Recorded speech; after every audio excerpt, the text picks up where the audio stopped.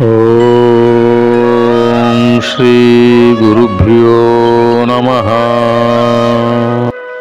నేను చిన్న పాట రాశాను మాతాజీ గారికి గురించి, ఆమెకి డెడికేట్ చేయాలనుకుంటున్నాను. సో అందరికీ నచ్చుతుంది అనుకుంటున్నాను.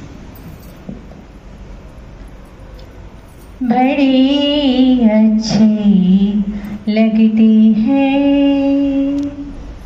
ये धरती, बड़ी अच्छी लगती है ये गुरुजी, ये माताजी, ये सहगुरु और हम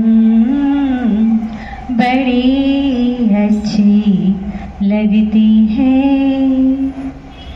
वाणी इनकी ऐसी मीठी बजती मुरली जैसे,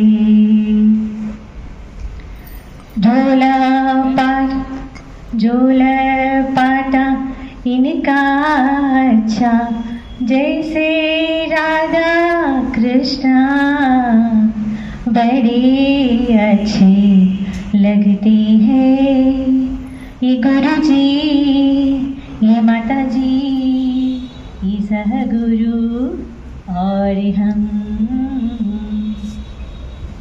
एक एक आसन ऐसे समझाती जैसे माता बालक को योग दीपक बनकर आई माता जी, जग को रोशन करने। ऐसी प्यारी माता जी, सबकी न्यारी माता जी, बड़े अच्छे लगते हैं ये गुरु जी, ये माता जी, ये सहगुरु और हम। Thank you so much.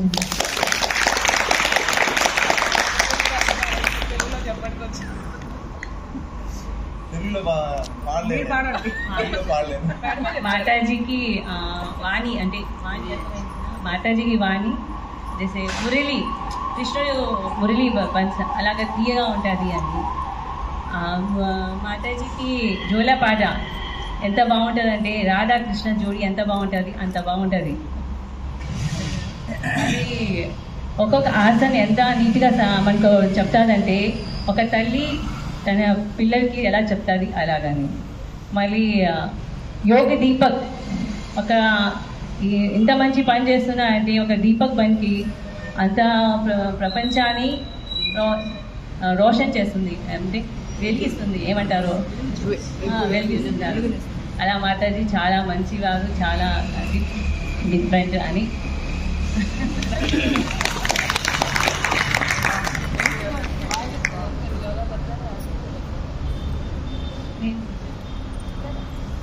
నా పేరు లీలా అండి. నా యోగనామం జ్యోతి దయా యోగి. నేను యాక్చువల్లీ నా బాడీ అంత ఫ్లెక్సిబుల్గా లేదు అంతకుముందు, నాకేం హెల్త్ ఇష్యూస్ ఏమి ఇప్పుడు దాకా లేదండి. బట్ నేను అనుకునేదానికి నేను ఇంట్లో పనిచేసి నేను ఫిట్గానే ఉన్నాను. బట్ ఆసన చేయడానికి వచ్చినప్పుడు అసలు బాడీలో వంగడం లేదు. అప్పుడు తెలిసింది ఫిట్నెస్ ఏం లేదు మనకి. జస్ట్ యోగా చేయడం వల్ల ఫిట్నెస్ చాలా మన బాడీని ఎలా కావాలంటే అట్లా ఫోల్డ్ చేసుకోవచ్చు. ఎలా ఫీలింగ్ అవుతుంది, రామ్దేవ్ బాబా మనలో చేశారు అని ఆ ఫీలింగ్ ఒకసారి యోగా చేసిన తర్వాత, అంటే అన్ని యోగా ఆసన వచ్చిన తర్వాత మనం రామ్దేవ్ బాబా అయిపోయాము, ఆయన చేసినట్టు మనం కూడా చేయగలం. అలా ఫీలింగ్ ఒకసారి మనం కూడా అంటే చేయలేమని ఏం లేదు, మనం కొంచెం ప్రాక్టీస్ చేస్తే అన్నీ మనం కూడా చేయగలం. చెప్పేసాను అండి. ఓకే అండి, థ్యాంక్ యూ సో మచ్ అండి. అభిమానం, చాలా ధన్యవాదాలమ్మా. ఓం శ్రీ గురుభ్యో నమః. మన ఛానల్ని లైక్ చేయండి, సబ్స్క్రైబ్ చేయండి.